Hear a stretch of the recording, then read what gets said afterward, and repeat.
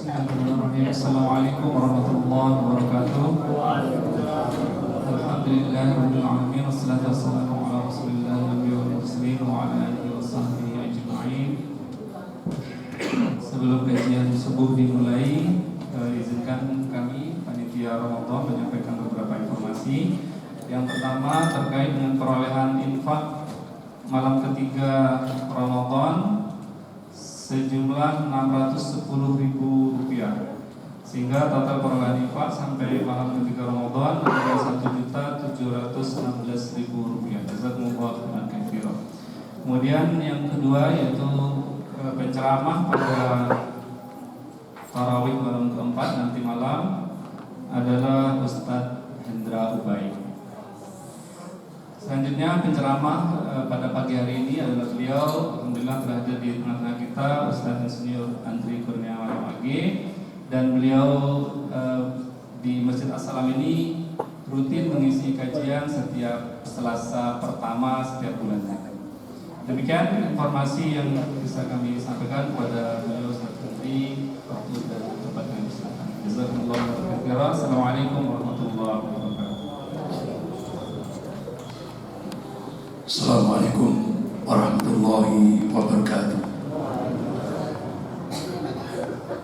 Innal hamdalillah nahmaduhu wa nasta'inuhu wa nastaghfiruh wa na'udzu billahi min shururi anfusina wa min sayyiati a'malina. May yahdihillahu fala mudilla lahu wa may yudlil fala hadiya lahu. Asyhadu an la ilaha illallah wahdahu la syarika lahu wa asyhadu anna Muhammadan abduhu wa rasuluh. Ya ayyuhalladzina amanu taqullaha haqqa tuqatih wa la tamutunna illa wa antum muslimun.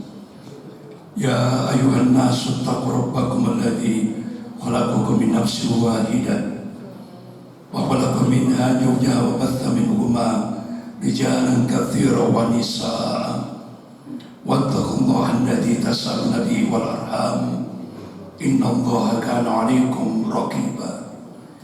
Ya ayyuhalladzina amanu taqullaha wa qulu qawlan sadida yuslih lakum a'malakum wa yaghfir lakum dhunubakum wa man yuti'illaha wa rasulahu faqad faza fawzan 'azima.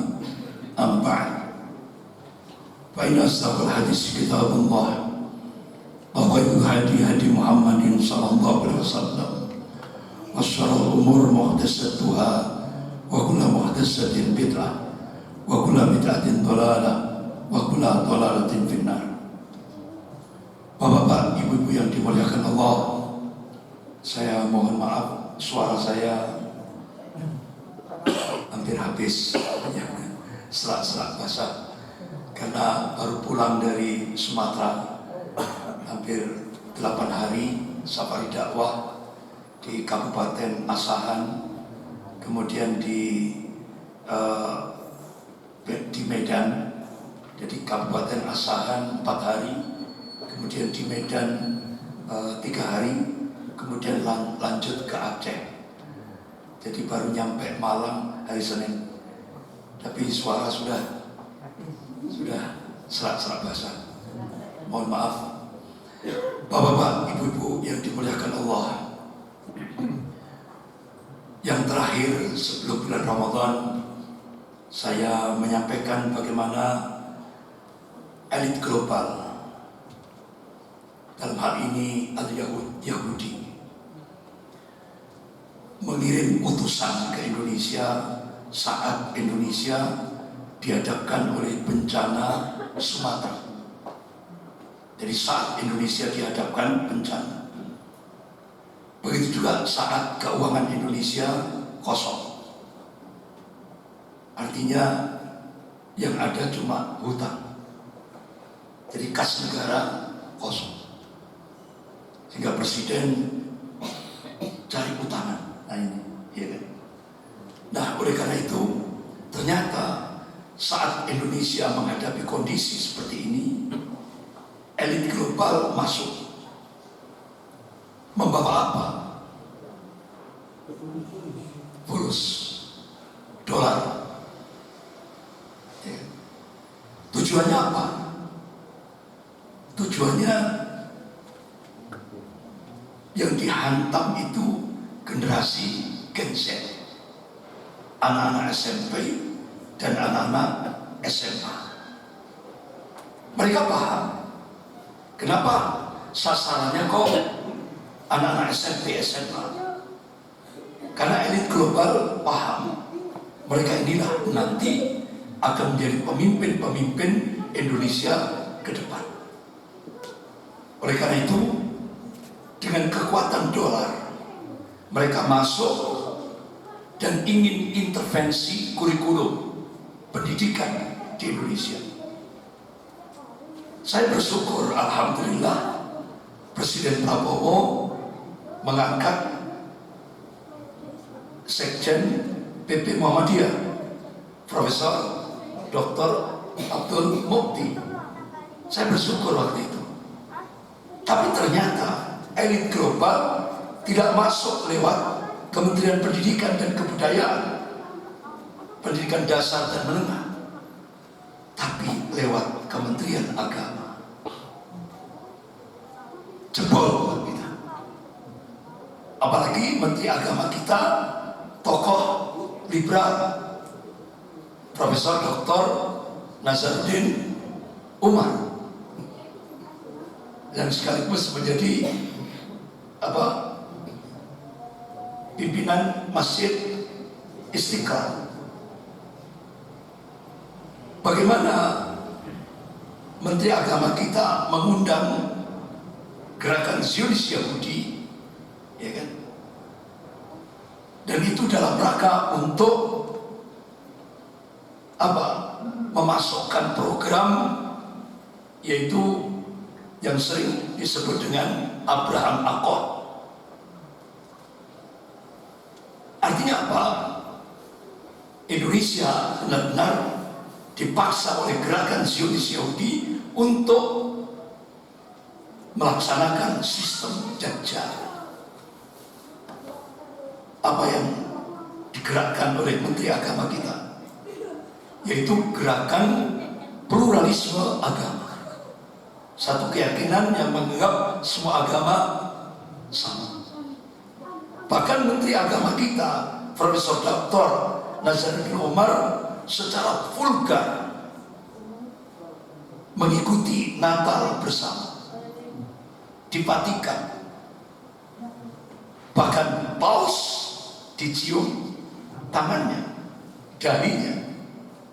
Bahkan Menteri Agama kita juga menyalakan api ala Majusi di Vatikan Roma. Nah, ternyata Bapak Ibu yang dimuliakan Allah, elit global masuknya ke Kementerian Agama yang sekarang ini start bulan Januari sampai 2026 start Januari 2026 menggerakkan kurikulum cinta. Apa kurikulum cinta? Enak didengar, kurikulum cinta. Tapi anak-anak kita tingkat SMP dan SMA akan diracuni akidahnya dengan pluralisme agama. Satu keyakinan yang menganggap semua agama sama. Padahal jumhur ulama Ahlus Sunnah seluruh dunia sepakat, kalau ada seorang muslim menerima keyakinan semua agama sama, itu masuk nawaqidul Islam, batal syahadatnya, gugur imannya. Jadi wajib syahadat ulang. Majelis Ulama Indonesia Pusat sudah mengeluarkan fatwa tahun 2005. Pluralisme agama haram hukumnya bagi umat Islam. Bahkan Ijtima Majelis Ulama Indonesia Pusat Komisi Fatwa di Belitung, Sumatera baru saja mengeluarkan fatwa salam pluralisme agama haram hukumnya. Apa salam pluralisme agama? Assalamualaikum, selamat pagi. salam sejahtera, om-om, ya, salam anak-anak budaya, salam kebajikan. Terus di malam salam satu jiwa.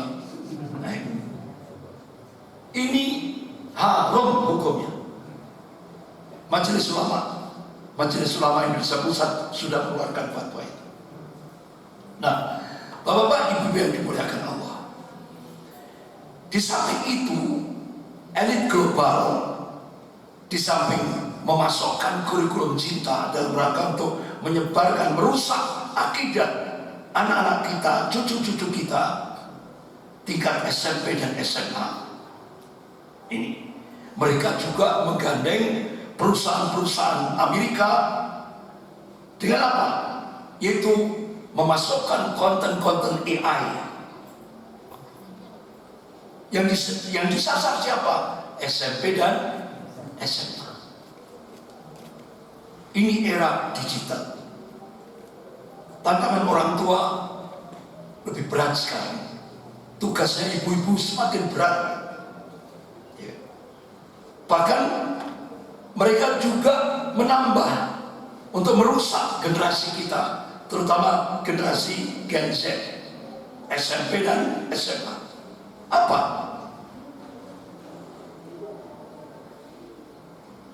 Minum-minuman keras, khamar. Indonesia sudah ditekan, ya kan? Indonesia sudah diintervensi agar membolehkan khamar untuk beredar di seluruh Indonesia.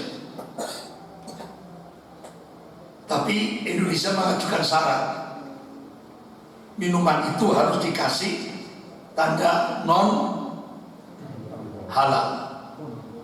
Non halal. Artinya apa? Indonesia sebagai negara ketiga gak bisa berbuat apa-apa.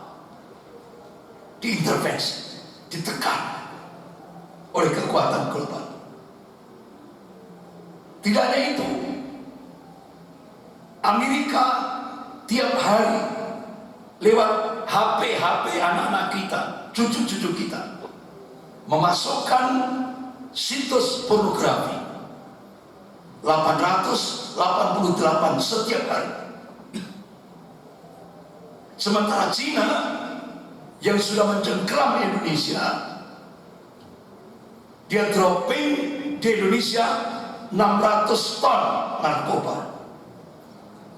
Itu info dari Badan Intelijen Negara.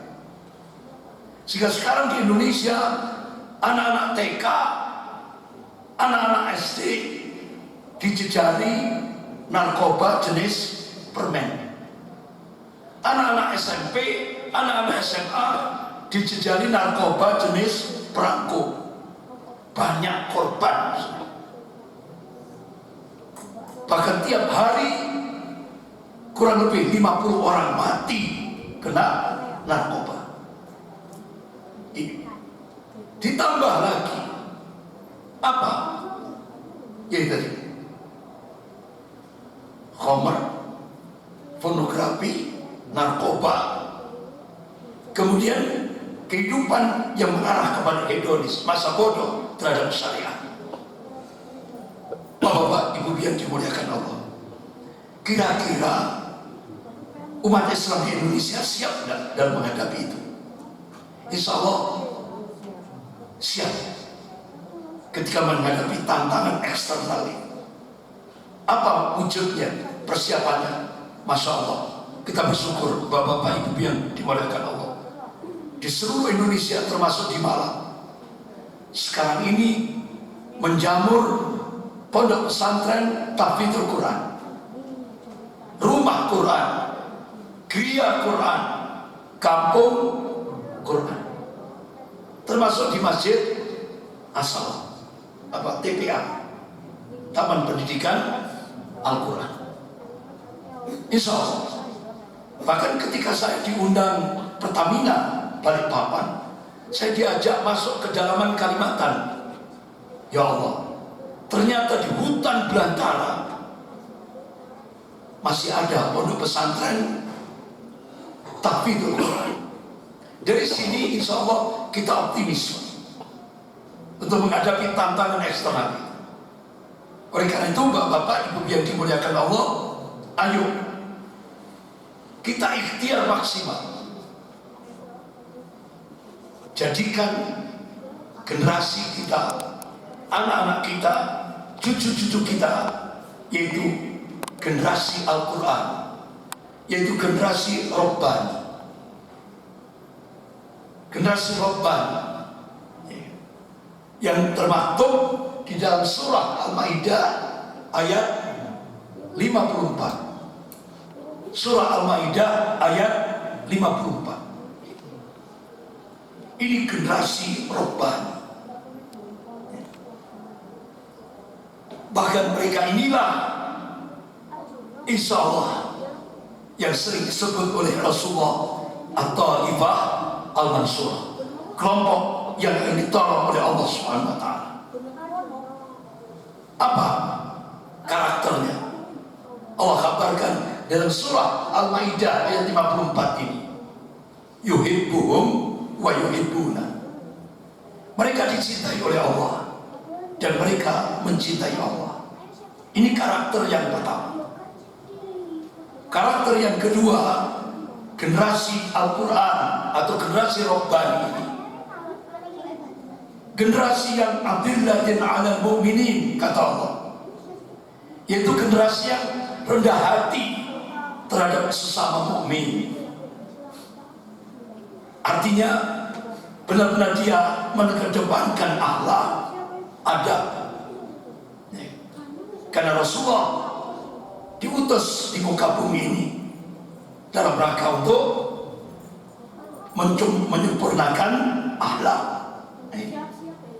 Kemudian karakter yang ketiga, generasi Rabbani ini generasi yang aizzatin 'alal kafirin, generasi yang senantiasa tegas terhadap orang-orang kafir dalam aspek akidah. Karena kita diberikan konsep oleh Allah dan Rasulnya, lakum dinukum waliyadin. Bagimu agamamu, bagiku agama. Tegas dalam aspek akidah. Tapi berbeda kalau sudah masuk wilayah muamalah. Islam itu rahmatan lil alamin. Ini. Kemudian yang keempat, generasi Rabbani atau generasi Al-Quran ini generasi yang punya karakter, yaitu yujahiduna fisabilillah wa la yakhafuna lawmata laim. Generasi yang senantiasa berjuang, berjihad di jalan Allah, dan mereka tidak takut terhadap celaan orang-orang yang suka mencela. Yang kelima, generasi yang punya karakter, generasi yang walaknya jelas, loyalitasnya hanya diberikan kepada Allah, Rasul, dan orang mukmin saja. Titik, tidak ada koma. Dan dia balak, putus dalam aspek akidah terhadap orang-orang kafir, orang-orang musyrik, dan orang-orang munafik. Sebagaimana Allah tegaskan dalam surah At-Taubah, itu tanpa diawali dengan basmalah, langsung tanpa basmalah. Bara'atu minallahi wa rasulih. Ini pernyataan langsung dari Allah dan Rasulnya. Para putus terhadap orang-orang kafir, orang-orang musyrik, dan orang-orang munafik. Nah, inilah karakter yang digambarkan oleh Allah, generasi Rabbani, generasi Al-Quran. Nah sekarang bagaimana teknisnya? Nah ini teknis untuk mewujudkan generasi Rabbani. Yang pertama, bangun pondasinya, bangun anak-anak kita, cucu-cucu kita. Kita hunjamkan kalimat tauhid, la ilaha illallah. Tidak ada ilah yang berhak disembah atau diibadahi kecuali Allah. Ini gunjangkan kalimat la ilaha illallah, kalimat tauhid. Sebagaimana kita dicontohkan oleh Abul Anbiya, bapaknya para nabi. Siapa? Nabiullah Ibrahim alaihissalam. Penegak kalimat tauhid yang pertama. Bapak-bapak, ibu-ibu yang dimuliakan Allah. Kemudian yang kedua, kenalkan anak-anak kita, cucu-cucu kita dengan kalimat tauhid uluhiyah. Hanya Allah yang berhak diibadahi. Bahkan Allah mengingatkan dalam surah Al-Bayyinah, a'udzubillahi minasyaitonir rajim, ayat 5. Wa ma umiru illa liya'budullaha mukhlishina lahu-d-din hunafa. Pada mereka tidak disuruh kecuali beribadah kepada Allah dengan memurnikan ketaatan hanya kepada Allah dalam menjalankan agama ini dengan lurus. Kemudian kenalkan tauhid rububiyah kepada anak-anak dan cucu-cucu kita. Dia imani. Artinya apa? Ayo kita ajak imani semua perbuatan Allah. Hanya Allah yang menciptakan makhluk ini. Hanya Allah yang menghidupkan dan yang mematikan makhluk. Hanya Allah yang menguasai rotasi alam jagat raya ini. Hanya Allah yang memberikan rizki, yang meluaskan rizki, dan yang menyempitkan rizki. Hanya Allah.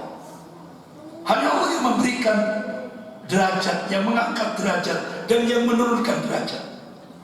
Hanya Allah yang memberi kekuasaan dan yang mencabut kekuasaan. Ini kenalkan semua perbuatan Allah, yaitu tauhid rububiyah. Kemudian yang ketiga, asma wa sifat Allah. Sebagaimana dalam Al-Quran ada 99 asma Allah. Dan sifat-sifat Allah banyak, baik dalam Al-Quran maupun hadis-hadis yang sahih. Bagaimana ketika kita mengaplikasikan tauhid asma wa sifat Allah? Rasulullah SAW memberikan uswah. Ketika Rasulullah dihadapkan oleh problem kehidupan yang berat, Rasulullah memberi contoh, panggil nama-nama dan sifat Allah. Panggil nama-nama dan sifat-sifat Allah. Ya Hayyu Ya Qayyum birahmatika astaghfir. Ya Allah, Engkau yang maha hidup, Engkau yang maha berdiri sendiri. Dengan rahmat-Mu ya Allah, tolonglah hamba. Al-istighatsah, tolonglah hamba. Contoh lain, kalau dalam kehidupan rumah tangga, istri kita, anak-anak kita, hatinya membatu. Apa kalau bahasa Jawa? Wangel tuturan. Ya. Membatu hatinya. Panggil asma Allah. Ya Latif, Ya Latif, Ya Latif. Jadikan itu zikir. Ya Allah, haluskan hati istriku, anak-anakku, atau suamiku. Haluskan hatinya ya Allah, karena Engkau yang maha menghaluskan hati hamba-hambamu. Panggil. Begitu juga ketika rezeki kita cupet, seret, kerannya lagi seret. Panggil. Di samping kita ikhtiar maksimal, panggil asma Allah. Ya Fattah, Ya Razzaq, Ya Fattah, Ya Razzaq, Ya Fattah, Ya Razzaq. Panggil asma wa sifat Allah. Ini contoh yang diberikan contoh. Artinya Rasulullah memberikan uswah, contoh kepada kita umatnya. Kemudian yang ketiga, Bapak-bapak, Ibu yang dimuliakan Allah, jauhkan, artinya jauhkan dari anak-anak kita dan cucu-cucu kita dari perbuatan syirik, baik syirik akbar maupun syirik asghar. Sebagaimana Luqmanul Hakim memberikan taujih nasihat kepada putranya, ya bunayya la tusyrik billah, wahai anakku janganlah berbuat syirik. Ya. Makanya tadi dibaca oleh imam, Allah memberikan peringatan. A'udzubillahi minasyaitonir rajim. Qul hal nunabbi'ukum bil aqdalina a'mala alladzina dhalla sa'yuhum fil hayatid dunya wa hum yahsabuna annahum yuhsinuna sun'ah. Tadi dibaca oleh imam tadi. Maukah kamu, itu surah Al-Kahfi ayat 103 sampai 104. Maukah kamu aku beritahukan orang-orang yang paling rugi amalan-amalannya? Siapa? Itu orang-orang yang melakukan amal, bahkan sampai dia yakin dia sudah melakukan amal yang terbaik, the best, tapi nanti di yaumil akhir semua amalnya hapus seperti debu yang berterbangan. Why, kenapa? Karena ternyata ketika dia beramal masih terkontaminasi atau bercampur dengan kesyirikan. Makanya Allah memberikan solusi yang dibaca oleh imam tadi, ayat yang terakhir surah Al-Kahfi ayat 110. A'udzubillahi minasyaitonir rajim. Faman kana yarju liqa'a rabbih falyamal amalan shalihan wa la yusyrik bi ibadati rabbih ahad. Barang siapa mengharap perjumpaan dengan Allah nanti di yaumil akhir, Allah berikan dua jalan. Falyamal amalan shalihan, kerjakan amal saleh. Tentunya seperti apa yang dicontohkan oleh Rasulullah SAW. Yang kedua, wala yusyrik bi ibadati rabbih ahad, dan jangan sekali-kali berbuat syirik dalam beribadah kepada Allah Subhanahu wa taala. Apalagi sekarang elit global ya kan, dengan fulusnya ya kan, minta kepada pemerintah Indonesia lewat lembaga yang sudah dimasukkan di Indonesia, namanya Leap for All Foundation. Sejak tahun 2003 pemerintah Indonesia dipaksa untuk apa? Agar umat Islam berbuat syirik. Apa itu? Jargonnya itu bagus, enak didengar. Apa? Kearifan budaya lokal. Sudah masuk? Sudah. Di Malang. Dan di Malang sempurna, sangat sempurna. Dimulai dari balai kota, acara sesajen dan 1000 dupa, ditambah dengan ogoh-ogoh. Kemudian ditambah lagi di kecamatan, desa, acara bersih desa, sedekah bumi. Kalau di Malang Selatan, larung laut. Yang disajikan apa? Kepala kerbau. Kepada siapa? Diperuntukkan siapa? Nyai Roro Kidul. Sampai di Nyamirai Kidulnya sampai digambar wanita cantik, kemudian keretanya bertelekan emas dan perak. Coba suguhannya apa? Kepala kerbau. Kan tidak nyambung, Pak. Secara logik tidak nyambung. Wanita cantik, kereta kencana, tapi suguhannya kepala kerbau. Kan menjijikkan. Seperti itu. Ya kalau kepala kerbaunya dimasak jadi bakso. Nah ini utuh. Hilang akal kita. Itu didatangi oleh menteri, pejabat-pejabat di Malang Selatan. Itu syirik akbar. Ditambah lagi bantengan. Sudah masuk. Astagfirullah. Bahkan di beberapa desa itu, Pak, bantengan itu diawali dengan minum khamar sampai larut malam. Dirusak umat Islam semalam raya oleh Yahoo. Dengan apa? Jargonnya kearifan budaya lokal. Bahkan di pojok-pojok kota Malang dipasang baliho festival budaya, festival budaya, festival budaya.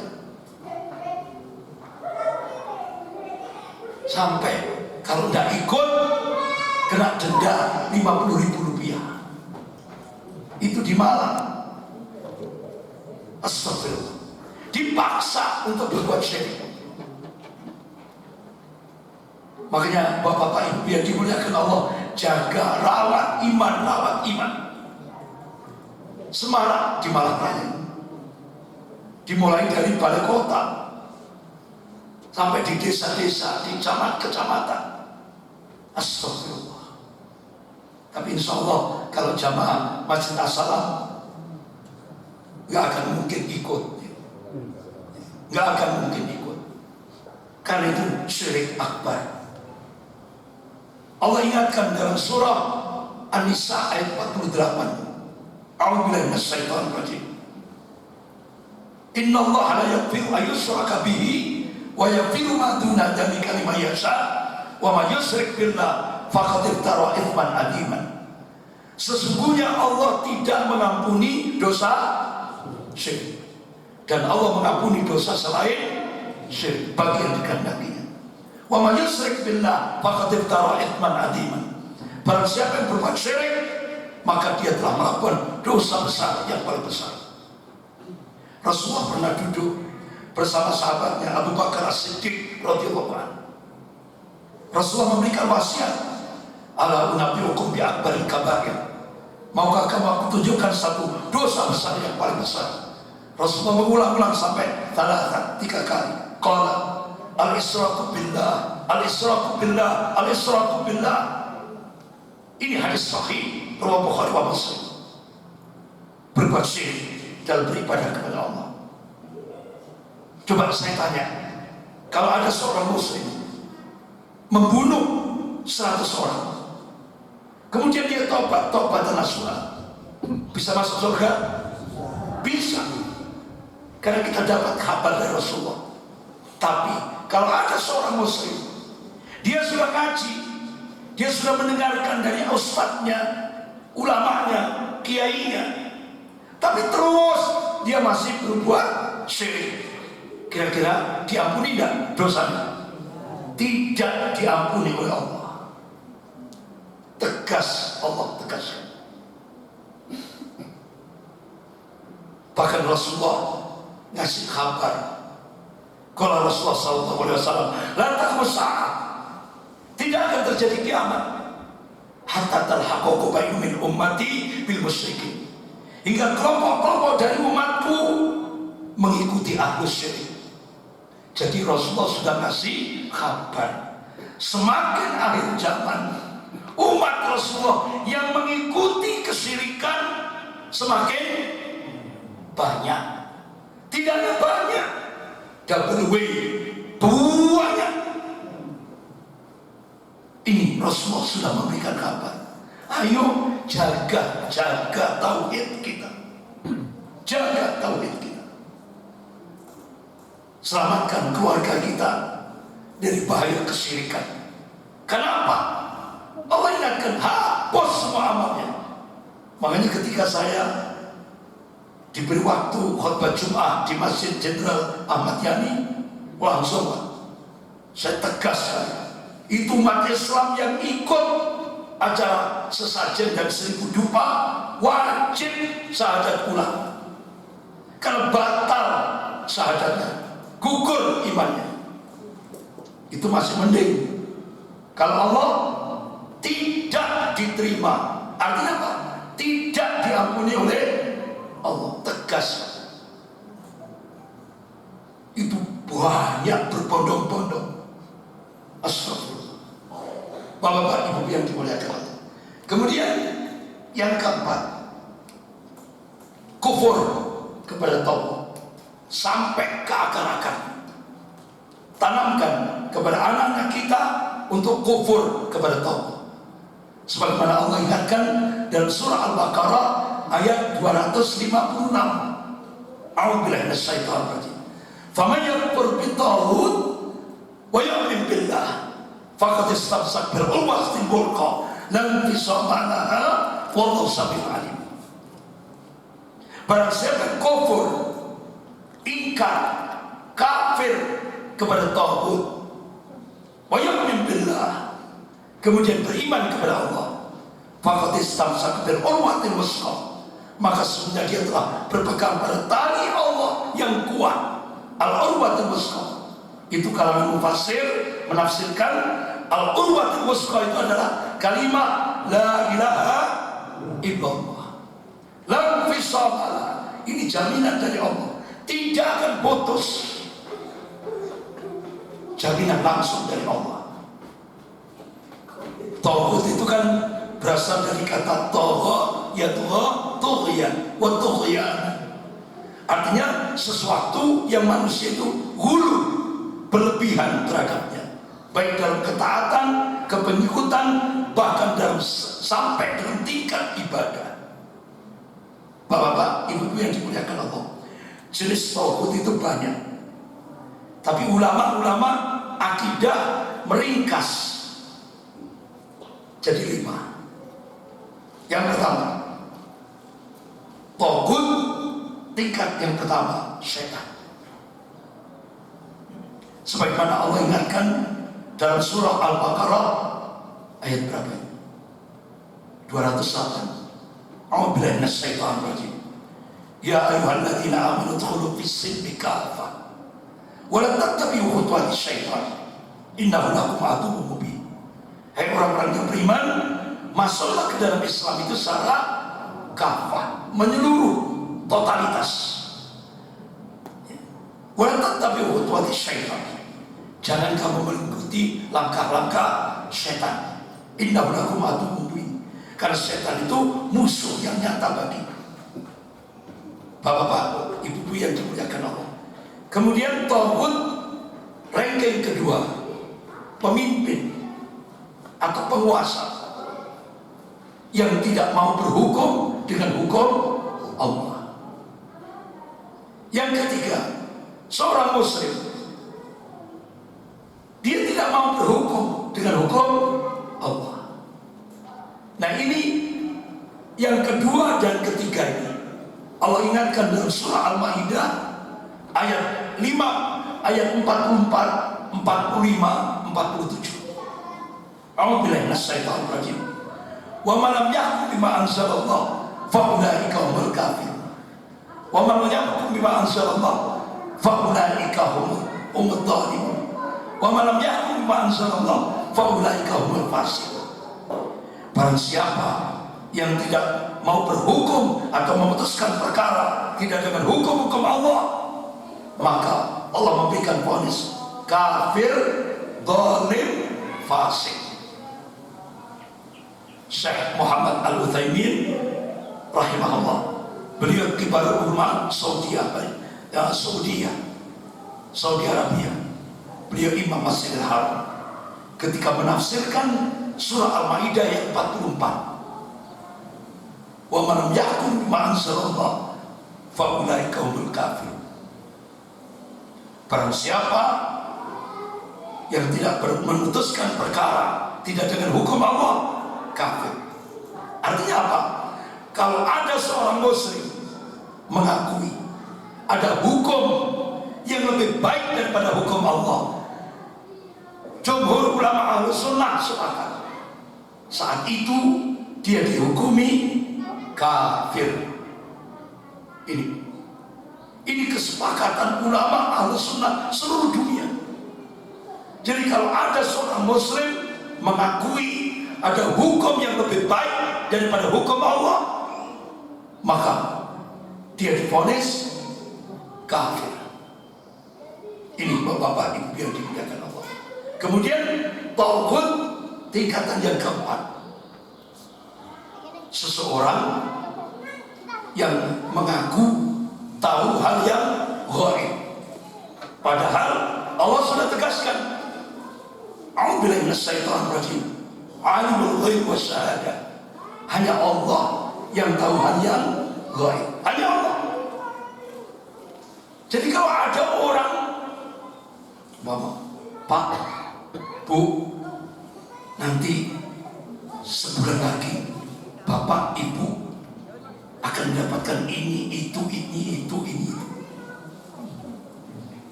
Ini toh, ini peramal, dukun, ya, dukun. Kalau di majalah itu apa? Ramalan bintang. Ini tauhid tingkatan yang keempat. Dukun, peramal, ramalan bintang, itu harus kita kafir, campakkan. Nah, ada seseorang memberi info, Ustaz, ternyata kok benar, ramalannya kok benar. Walaupun benar, kita wajib kafir, kufur kepada mereka, karena itu kata rata-rata dapat bisikan dari setan, jin, setan, walaupun benar. Kadang-kadang kalau kita dihadapkan problem kehidupan ini, contoh ini, Ustaz, saya tuh punya rumah. Kalau dilihat dari kenyataan itu strategis kan. Jadi insya Allah banyak yang akan beli. Tapi ternyata enggak. Saya iklankan, saya woro-woro lewat grup WA dan semuanya. Enggak ada yang beli. Akhirnya tetangga saya telepon, jam di sana ada orang pintar. Wah, akhirnya dia tertarik. Sampai-sampai gini, jam kalau bisa berangkatnya dari rumah pada subuh supaya tidak kelihatan tetangga. Akhirnya berangkat, datang mendatangi orang pintar tadi. Sudah. Padahal ini dia tahu ini syirik. Ini syirik akbar, ya kan? Apa yang terjadi? Susah. Ternyata laku. Gimana, Bu? Laku, langsung laku. Apa itu kira-kira? Itulah hukuman Allah kepada dia. Apa? Istidraj. Itu bukan keberkahan, itu laknat, itu hukuman Allah kepada dia. Istidraj. Apa kata bahasa Jawa? Dilulu sama Allah. Bayangkan, sama tetangganya tadi sampai berangkatnya waktu subuh supaya nggak kelihatan tetangga. Berhasil, hanya laku. Tapi itulah menurut hukum Islam istidraj. diluru sama Allah. Puncaknya akan dihancurkan oleh Allah. Naudzubillah, naudzubillah. Kemudian tauhid tingkatan yang kelima, seseorang yang minta diibadahi. Dan dia itu apa contohnya? Bila kiai dipertuhankan, semuanya walaupun itu haram tetap dipertuhankan, ya kan? Padahal itu salah, bertentangan dengan Al-Quran dan As-Sunnah, tetap dia jadikan pijakan. Itu tauhid tingkatan yang kelima yang wajib kita kufur kepadanya, yaitu contohnya bila kiai dipertuhankan. Nah, kalau di Malang muncul itu, sudah muncul di Malang, sampai ketua majelis ulama mengeluarkan fatwa 10 kesesatan. Di mana? Dampit.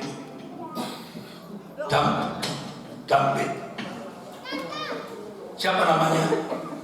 Mama Gufron. Sampai akhirnya semua santrinya wajib mencium kakinya.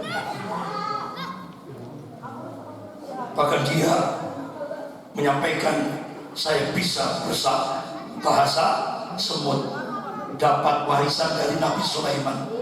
Terus kapan?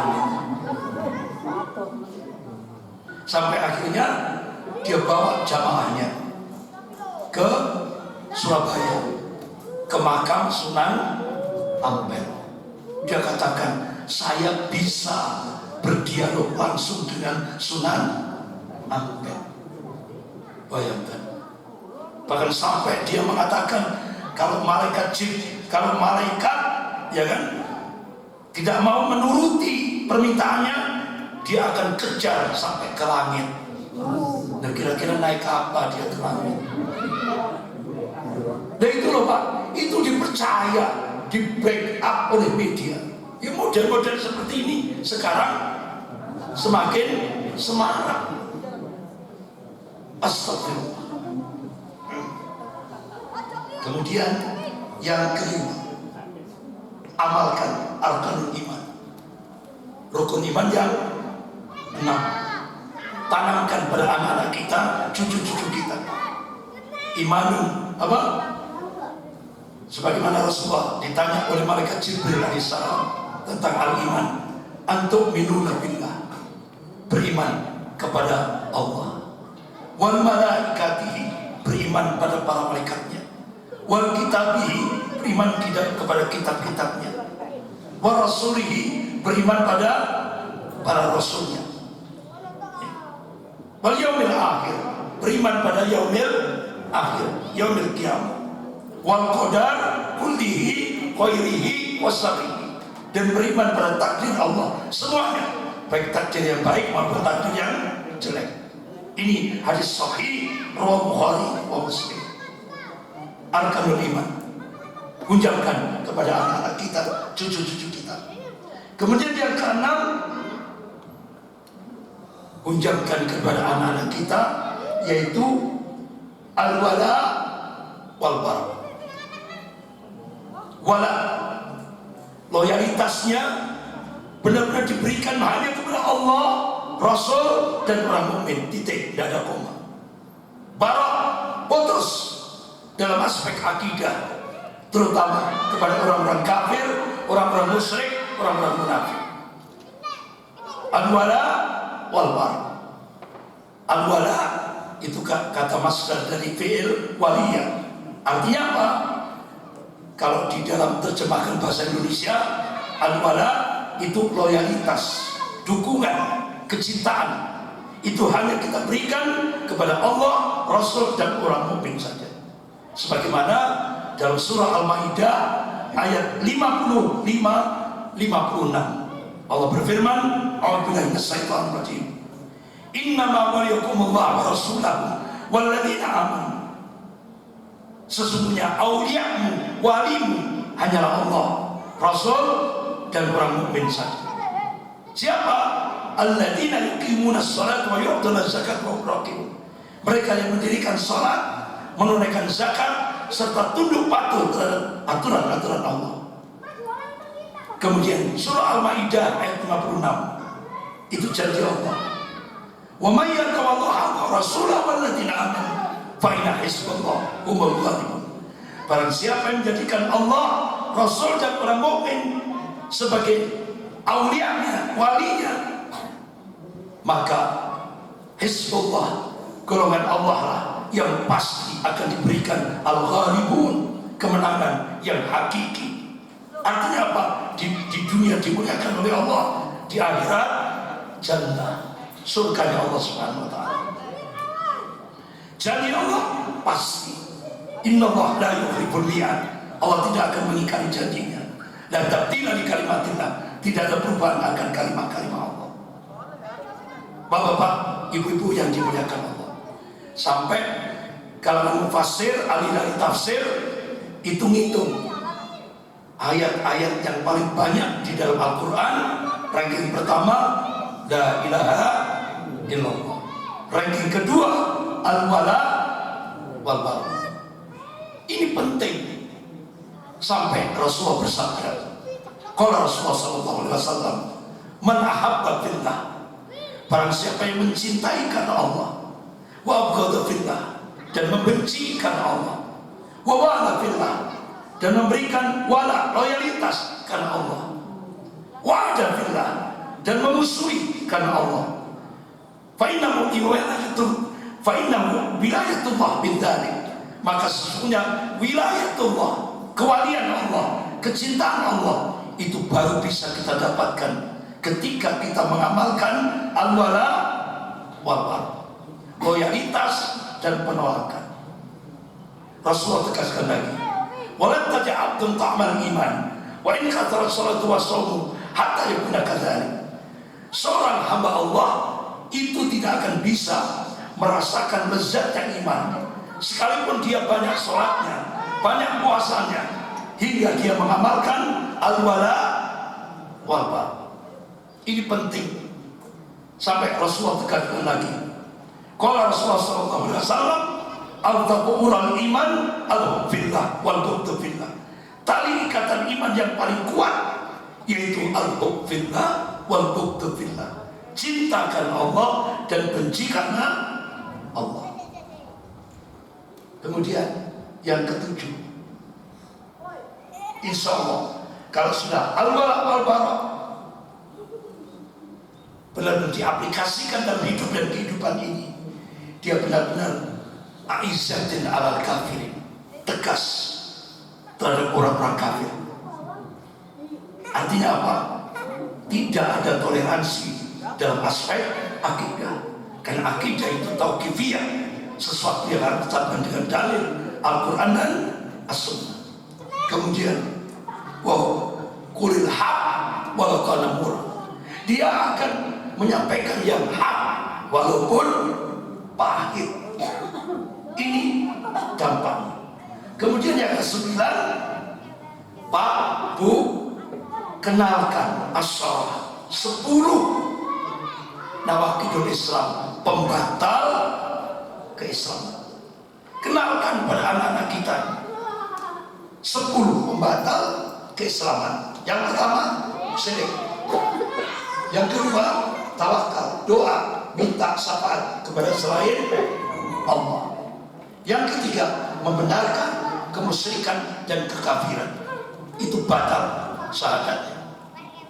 Yang keempat, meyakini ada petunjuk yang lebih sempurna dari sunnah Rasulullah SAW, itu bisa membatalkan keislaman kita. Yang kelima, tidak ridho pada apa-apa yang dibawa oleh Rasulullah, meskipun dia mengamalkan, nggak ridho.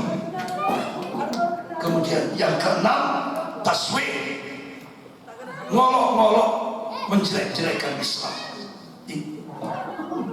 Yang ketujuh, sihir, dukun, santet, black magic, ya, dan sebagainya, pelet, guna-guna. Ini bisa membatalkan keislaman. Yang kedelapan, ini yang kemarin geger di viral di media sosial.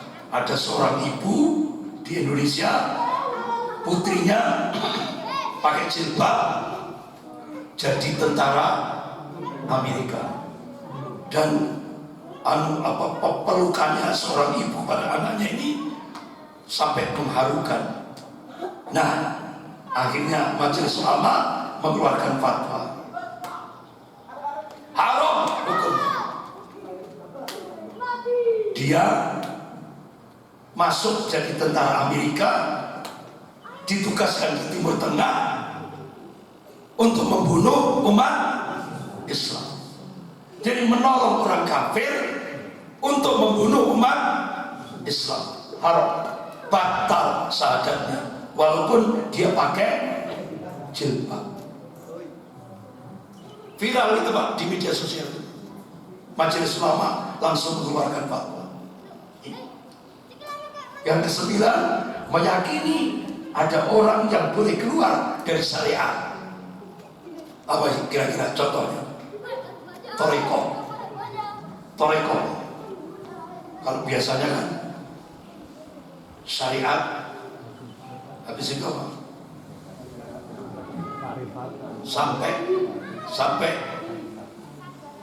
Sampai hakikat, ya kan? Ada tahapan-tahapan di dalam toreko. Tadi kalau sudah jadi mursyid, ya kan? Jadi mursyid di toreko itu boleh tidak sholat. Karena apa? Dia meyakini apa? Manunggaling kaula Gusti al-ittihad. Ya, dia bersatu dengan Allah. Nah ini batal syahadat. Ini terutama kelompok-kelompok toreko sufi. Ini seperti ini. Yang ke-10, tidak mempelajari agama Islam. Ini pembatal syahadat. Kemudian yang ke-10, jauhkan sikap kibar, sombong. Karena sombong itu pakaiannya Allah, bukan pakaiannya manusia. Sampai setan diperintah oleh Allah untuk sujud kepada Nabiullah Adam alaihissalam, tapi setan menolak. Karena apa?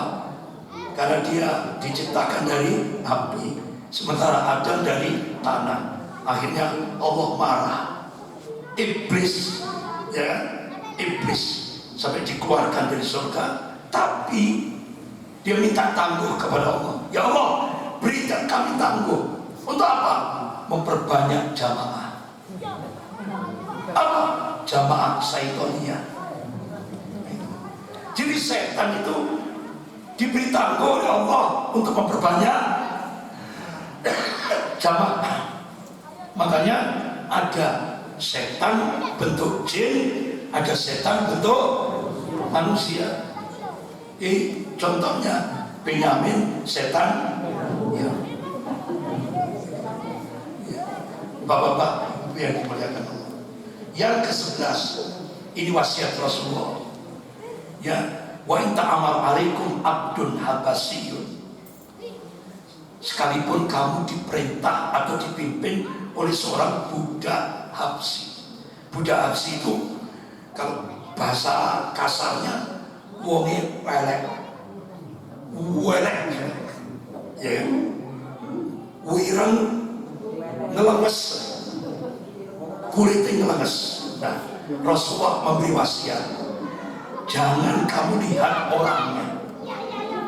Artinya kalau diterjemahkan, jangan kamu lihat wajahnya, ya, jangan kamu lihat pangkatnya, kedudukannya, ya kan, titelnya, ya, hartanya, kedudukannya, jangan. Tapi dengarkan apa yang diucapkan, walaupun dia welek, jelek orangnya. Kalau dia ngajak al-khawf min Allah, takut kepada Allah, sikapi sami'na wa ata'na. Saya percepat tabayyun, terutama di era digital seperti sekarang, di era medsos. Bapak-bapak Jangan mudah, ibu-ibu, jangan mudah share sebelum tabayun. Cek dulu supaya tidak terjadi fitnah di tengah-tengah kaum muslimin. Cek dulu, ada berita, cek dulu. Ini berita dari orang fasik, ini benar apa enggak? Jangan mudah di share. Kadang-kadang gampang share ya. Nah ini kenapa? Kita akan dipertanggungjawabkan nanti di yaumil qiyamah. Nah ini tabayun. Kalau kita diperintah oleh Allah, fatabayyan. Tabayun, cek, recek. Kemudian yang ke-13, hindari asobiyah, hisbiyah, fanatik kelompok, fanatik golongan, fanatik partai.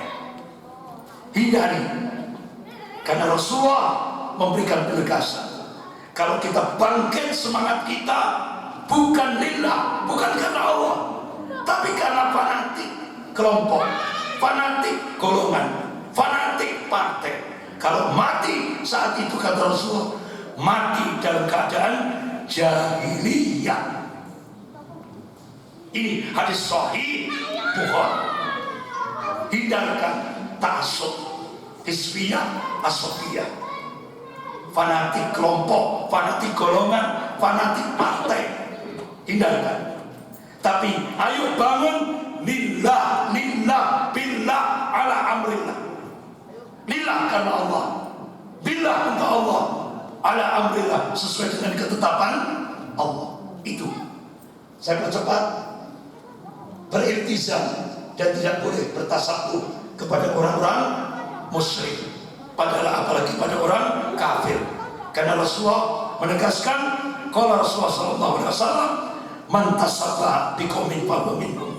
Barang siapa niru satu kaum, maka dia termasuk kaum mereka. Berarti kalau kita niru golongan kafir, kata Rasulullah, maka mereka termasuk golongan kafir. Tegas Rasulullah. Yang ke-16, jadilah ghuraba, orang-orang asing. Kenapa? Rasulullah ngasih kabar. Kalau Rasulullah SAW pada Islam ghariban wasayudu ghariban kama pada fatuba lil ghuraba. Islam pertama kali muncul sebagai sesuatu yang asing, dan Islam akan kembali menjadi asing sebagaimana dia kala dia muncul. Fatuba lil ghuraba, berbahagialah al-ghuraba, orang-orang asing itu. Sahabat tanya, ya Rasulullah, manil ghuraba, siapa orang asing itu? Qala alladzina yusiruna inda fasilin nas. Mereka dari umatku yang senantiasa melakukan islah, perbaikan di tengah-tengah manusia yang semakin jauh dari agama. Sahabat tanya lagi, ya Rasulullah, manil ghuraba, siapa al-ghuraba, orang-orang asing itu? Qala alladzina yusiruna ma'afsadan nas min ba'di min sunnati, yaitu umat Rasulullah yang senantiasa melakukan islah, perbaikan di tengah-tengah manusia yang telah merusak sunnah Rasulullah. Kemudian sahabat tanya lagi, ya Rasulullah, manil ghuraba, siapa al-ghuraba, orang-orang asing itu? Qala unnasun salihuna bin unasin su'in kathir mayatihim aktar mimma yuti'u, yaitu orang soleh di tengah-tengah orang yang rusak, yang mendukung dan yang tidak mendukung, semakin banyak yang tidak mendukung. Siap-siap kita hidup di akhir zaman. Semakin akhir zaman, ketika kita konsisten pada Al-Quran dan hadis yang mendukung dan yang tidak mendukung, semakin banyak yang tidak mendukung. Bahkan kita harus siap, nanti semakin akhir zaman kita jadi ghuraba, asing di tengah-tengah masyarakat kita.